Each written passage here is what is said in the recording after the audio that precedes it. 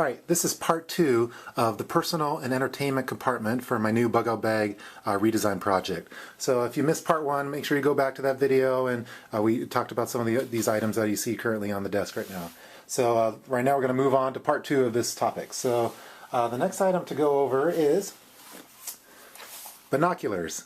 And I didn't get really fancy binoculars. I didn't want to really do any kind of write-off and just have some real nice binoculars sitting in a bug-out bag. These are some little $50 REI ones. I've been using them actually for football games for my game day EDC.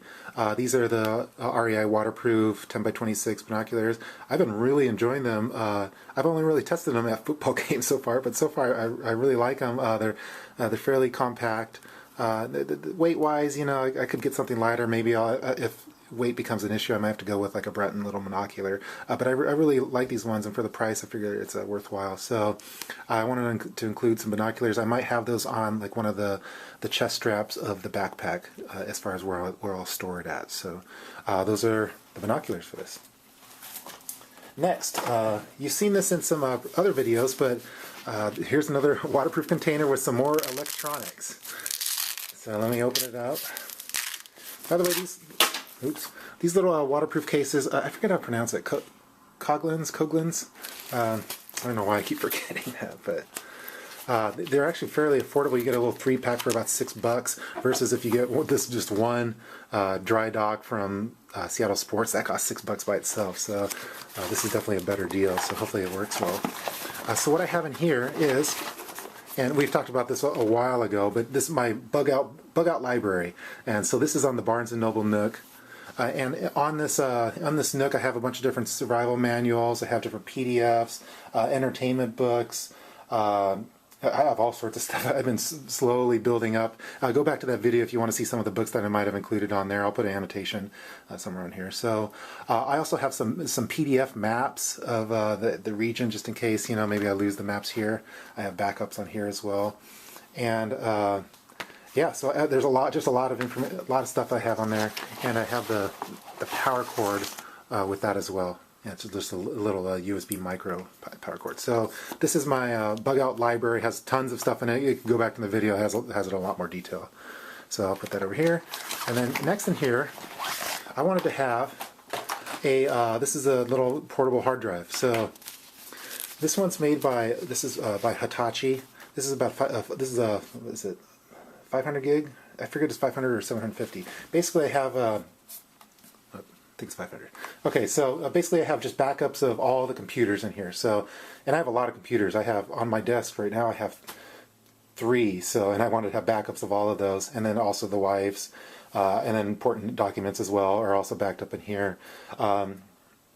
So, and that's something that I do kind of regularly. So when I back up, before I had this stored in a safe, now it's going to be stored in the bug out bag. So all those I'd be devastated if I lost, like say if there's a fire and I lost all my files and stuff on my computers. That would really suck because there's a lot of good stuff on there. I might have to get a larger one, a 1 terabyte version of this, because I don't have my complete MP3 collection on there, because I have about 500 gigs of MP3s, and I would like to have those as well. And this also has a little power cord as well. So as you can see, I don't have this like EMP protected. I did a little review on some EMP protection bags. I'm still not convinced that they would work for me, but maybe that'd be something I could eventually add to all these electronics. But right now they are not EMP protected. They're just waterproof right now at this point. So that's my portable hard drive that I want to include in here as well. Let's see where else. So I know you've noticed there are some electronics in here. You're probably wondering how I'm going to charge them. Right now I don't currently have any kind of like main charging capabilities. So the thing I'm going to try out, I first learned about this from Beast 12 101, and which, by the way, if you haven't checked out his channel, go check it out. It's one of my favorites. And this is the Guide 10 Adventure Kit, and it's a solar charging kit, and it comes actually with some AA rechargeable batteries as well, and it also has this little flashlight. I don't even know if the flashlight works that good. I wasn't as concerned about this. I got this at REI. You could get it at all those type of similar stores. But this is basically solar panels that you could use to charge different devices. Your phone. I could charge the phone. I could charge the Nook. I could charge the camera, whatever. So as you can see, it's still in the box. I bought this. There's a REI sale, and I had a coupon as well, so I got this for a pretty good deal. So I'm going to test this out and make sure that this is something worthwhile to carry for the weight, because it's about a pound, so you're going to have to really want to have it. But this would allow me at least to charge some equipment if I needed to. And from what I've heard from other people, from reviews, from talking to different individuals, that it works fairly well. They also have a mobile version of it. It's like about half the size, but I haven't read as many good reviews on that one as I have with the Guide 10 Adventure Kit. So I'll probably put a link to someone else that's done a review on this at this point. Eventually down the road, I would like to also do a review of this device as well. But this is what I have currently for charging some things. I may have a crank radio at some point that also charges USB, but I still haven't decided on the one to get it right at this point. So let me see. There's a lot of stuff on my desk right now.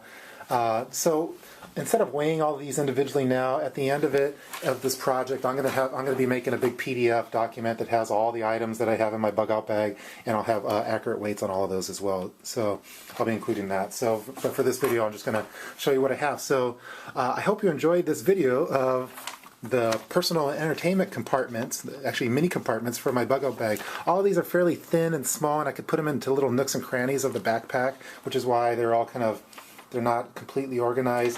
What I was planning on doing for my backpack is having, and I'd probably include it in the, I don't know, probably in the Maxpedition Traveler, is have just kind of a diagram of where I have everything in the backpack. Just I'm going to know where it's all at, but if, for example, if Miss Urban Prepper needs to know where something is in particular, she could go in there and reference, a diagram of where everything is in the backpack. So let me know if you have any comments, if you have recommendations on things I might have missed, things you don't think are necessary. It's open-ended, so whatever you feel, I'm all for it. So this is the personal entertainment. Now, there's a couple different, couple things that I know that I don't have at this point, but I'm going to be having, I'm working on. So I have a little to-do list that I'm working on. A couple of them we've already talked about. I'm trying to find a Sudoku little paper thing that I can include in the games compartment. The digital camera, I need to buy the Miss Urban Prepper a new one so I could steal her old one. And then I just got a new prescription of glasses, so I've ordered these. I'll probably be getting them in a week, but I want to have a set of backup glasses, because I wear my glasses here. So these will actually probably end up being into the bug out bag of my old glasses, and I'll wear the new ones. And then some sunglasses. Now, if I lived in Arizona or somewhere where it's sunny a lot, I might even have 2 pairs of sunglasses.